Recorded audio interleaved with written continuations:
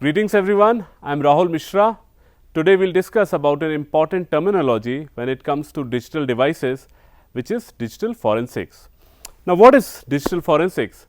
Well, it is a part of forensics which focuses on the recovery and investigation of material found in digital devices, often in relation to computer crime. The main aim of digital forensics is to preserve any evidence in its most original form while performing a structured investigation by collecting, identifying and validating the digital information for the purpose of reconstructing past events. The evidence here is usually digital data in the form of text, image, document, audio or video stored in a physical drive like hard drive, pen drive, memory card or even in cloud storage. The forensics investigator has to extract and analyze the information stored in these devices in order to generate a chain of events. Now, the question is why it is important. In today's world, when the security of any organization, whether it is a private body or a government body, or even if it is an individual, is compromised, we need to identify the criminals.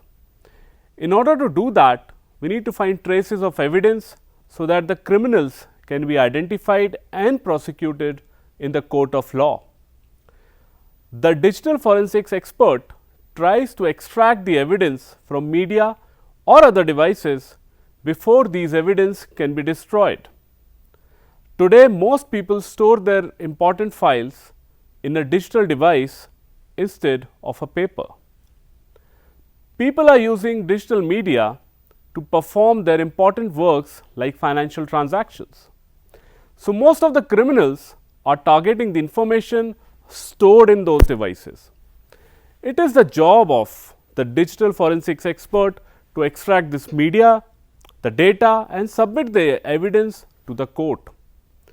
Now, who are these digital forensics experts and what do they do? They are called digital forensics analysts who use forensics tools and investigative methods to find specific electronic data including internet use history, word processing documents, images and other files. They use their technical skills to hunt for files and information that have been hidden, deleted or even lost. They help detectives and other law enforcement agencies to analyze data and evaluate its relevance to the case under investigation. Analysts also transfer the evidence into a format that can be used for legal purposes and often testify in court themselves. Now, what are the types of digital forensics? There are different types of digital forensics depending on how you want to classify them. So, here we are classifying them on the basis of the type of data we deal with it, that is volatile data or non-volatile data. First is live forensics. This type of forensics is done on a live machine, which means a machine which is found switched on. The main aim is to copy all the volatile data to a storage device before all the data is lost. Second is non-live forensics. This type of forensics deals with non-volatile data extraction and analysis of both volatile and non-volatile data. Now, coming to live forensics first. This type of forensics is done on live machine as I told you earlier, which is turned on. The main aim is to extract all the volatile information which may be destroyed if the device is switched off. The importance of this forensics has increased because of internet growing rapidly with all the other factors like cryptography and password protection. Cryptography is used for encryption and encryption can sometimes be beaten by extracting the encryption key from the RAM, also stands for random access memory. Cloud storage can be detected and acquired while the machine is still running and unsaved or even physically overwritten data might still have left traces in RAM. Now, that is why live forensics is important. Now, upon discovery of computer equipment which is switched on, we need to do the following. First, secure the area containing the equipment, move people away from the computer and move them away particularly from power supply. Ideally, photograph or video the scene and all the components including the leads in the situation. If no camera is available, draw a rough sketch plan of the system and label the ports and cables so that the system can be reconstructed at a later date. Consider asking the user about the setup of the system, including passwords, if any, or as and when the circumstances dictate. If these are given, record them accurately. Record what is on the screen by photography and by making a written note of the content of the screen. Do not touch the keyboard or click the mouse. If the screen is blank or a screensaver is present, the case officer should be asked to decide if they wish to restore the screen. Now, in doing so, a short movement of the mouse should restore the screen or reveal that the screensaver is password protected. If the screen restores, photograph or video it and note its content. If password protection is shown, continue as below without any further touching of the mouse. Record the time and activity of the use of the mouse in these circumstances. Wherever possible, collect data that would otherwise be lost by removing the power supply. For example, running processes and information about the state of network ports at that time. Ensure that for actions performed, changes made to the system are understood and recorded. Consider advice from the owner or the user of the computer, but make sure this information is treated with caution. Allow any printers to finish complete printing. If no specialist advice is available, remove the power supply from the back of the computer without closing down any programs. When removing the power supply cable, always remove the end attached to the computer and not that is attached to the socket. This will avoid any data being written to the hard drive if an uninterruptible power protection device is fitted. Now, remove all other connection cables leading from the computer to other wall or floor sockets or any other devices. Ensure that all items have signed exhibit labels attached to them. Failure to do so may create difficulties with continuity and cause the equipment to be rejected by the forensics examiners or may also be rejected by court later on. Allow the equipment to cool down before removal. Search area for diaries, notebooks, pieces of paper with passwords on which other often attached or close to the computer. Ensure that detailed notes of all actions are taken in relation to the computer equipment.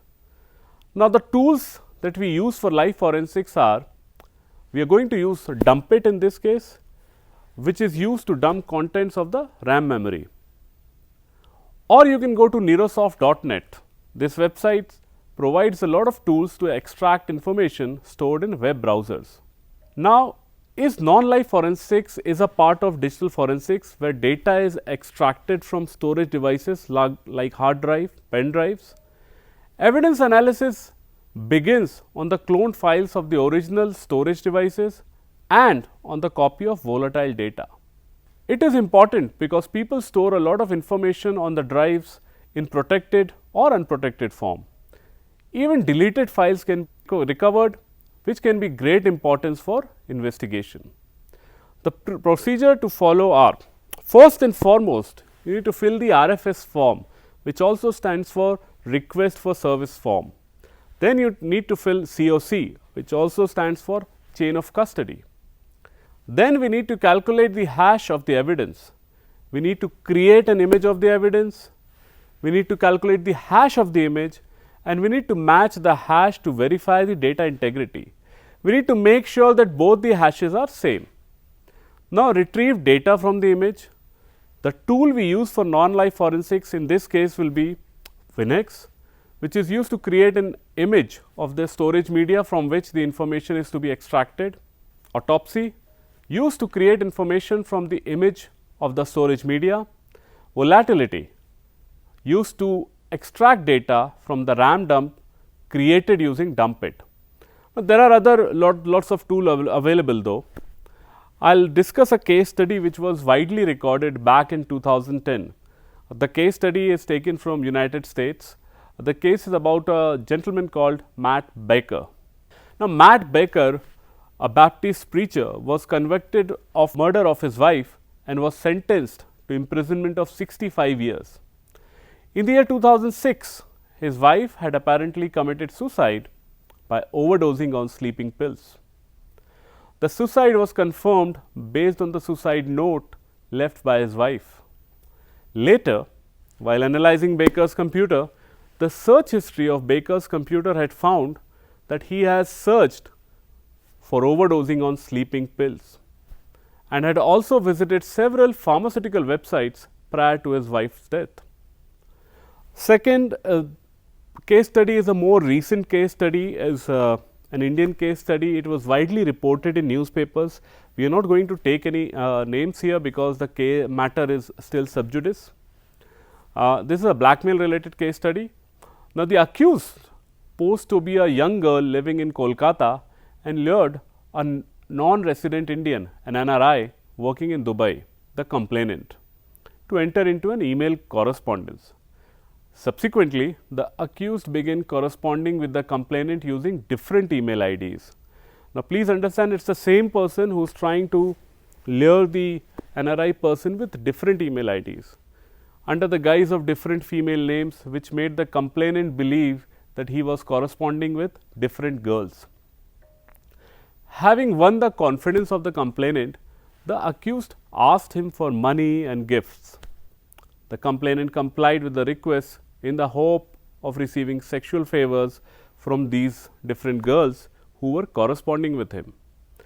However, after a long period of time when those favors were not forthcoming, the complainant stopped the correspondence. He just avoided the mails. The accused then resorted to blackmailing the complainant by referring to the email exchanges that had taken place earlier. In addition, the accused led the complainant to believe that one of the girls had committed suicide and that the complainant was responsible for it. The accused also sent fake copies of the letters from CBI, High Court of Kolkata, New York Police, Punjab University, and so on and so forth. The complainant lived in constant fear of being arrested in connection with the suicide for over a year and a half. He paid the accused a sum of close to 12.5 million Indian rupees to bribe the officials that were supposedly investigating the suicide and to compensate the victim's family for the loss of her income. The complainant was continuously under the threat of being arrested by the police. Now, given the huge strain upon his financial resources as well as the mental agony faced by him, the complainant himself contemplated suicide. The complainant handed over all the email correspondence to the police. Many of them had masked headers, and therefore, the police could not investigate them any further. Moreover, there was no email that could be traced to Kolkata where the accused were staying as per complainant's version. However, the investigating team was able to trace some of these emails to the corporate office of a large cement company and a residence in Mumbai. A raid was conducted at these places. In the raid, one computer, 2 laptops, 7 mobile phones and a scanner was seized. The computer equipment that was recovered was sent to office of the forensics examiner, who found all the evidences of emails, chatting details and so on in the laptops and the computer. During the investigation, property worth almost a million Indian rupees was seized along with cash close to 3 lakhs. The total flow of the extorted money was traced from the bank in Dubai to the account of the accused person. Now, we will have a demo of the software that we are going to use, and it is called Dump It. We will see how we can create a copy of the contents of the RAM and store it in a file so that we can analyze them further. So, we use a software called Dump It, as I told you.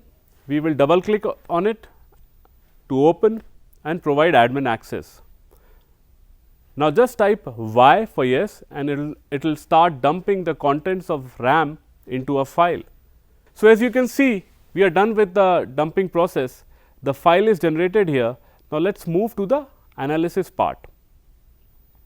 So, in order to analyze, we have another software here. It is called volatility. We open a command prompt window in the volatility folder. For example, in our case, volatility software is stored on desktop. So, we type cd desktop to move to desktop. Then we can use certain commands to analyze. Let us see a few. First, we need to find out the OS, the operating system running on the RAM. For that, we need to type volatility. You can type a few letters and press tab to fill the rest. Then -F space file name. Again type a few letters and then press tab space image info. Now, it will take a while to scan the RAM contents and determine the operating system information. It will show you a list of suggested profile. For examples, in this case it shows as Windows XP Service Pack 1 64, Windows 2003 Service Pack 1 64, Windows XP Service Pack 2 64, Windows 2003 Service Pack 2 64. Now that we know the profile, let us see the list of running processes. We type volatility space -F file name profile. Now, this is Windows XP Service Pack 1 64-bit PS list. This will show the list of all processes running. Now, let us find out which processes are trying to hide themselves while running. Again, we will type volatility space -F file name profile Windows XP SP1 space x64 PSX view. If you see false in the first two columns, you will know which processes were trying to hide themselves. After seeing the running processes, a good thing to do is to check open connections on the system. So, we type volatility space -F file name, the profile Win XP SP1 x64 sockets. This is how we analyze the contents of the RAM after dumping it onto a non-volatile storage. Now, what is the conclusion? The conclusion here is, since people have started relying more on technology to store their valuable information, a lot of criminal activities have also grown. In the past decade, there have been more reports on cybercrime than any traditional crime. The losses are off the charts. The criminals are continuously figuring out ways to breach security and steal or disrupt the information flow without leaving any trace at all. So, we rely on digital forensics and their tools to extract and analyze any trace of evidence that can lead to the guilty.